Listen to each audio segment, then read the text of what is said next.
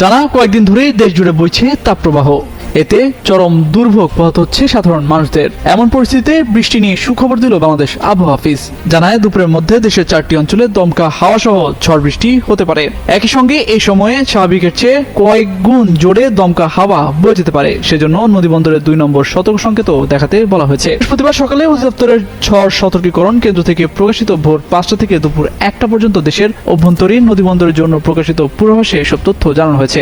এতে বলা হয়েছে বৃষ্টির মধ্যে রংপুর, ময়মনসিংহ, কুমিল্লা ও সিলেট অঞ্চলে ঝড়ো আবহাওয়ার আশঙ্কা আছে। এসব অঞ্চলের উপর দিয়ে পশ্চিম বা উত্তর পশ্চিম দিক থেকে ঘন্টায় 60 থেকে 80 কিলোমিটার বেগে অস্থায়ীভাবে ঝড়ো হাওয়া বয়ে যেতে পারে। একই সঙ্গে বৃষ্টি অথবা বজ্রসহ বৃষ্টি হতে পারে। এই অবস্থায় এসব এলাকার নদীবন্দরগুলোকে 2 নম্বর হুঁশিয়ারি সংকেত দেখাতে বলা হয়েছে।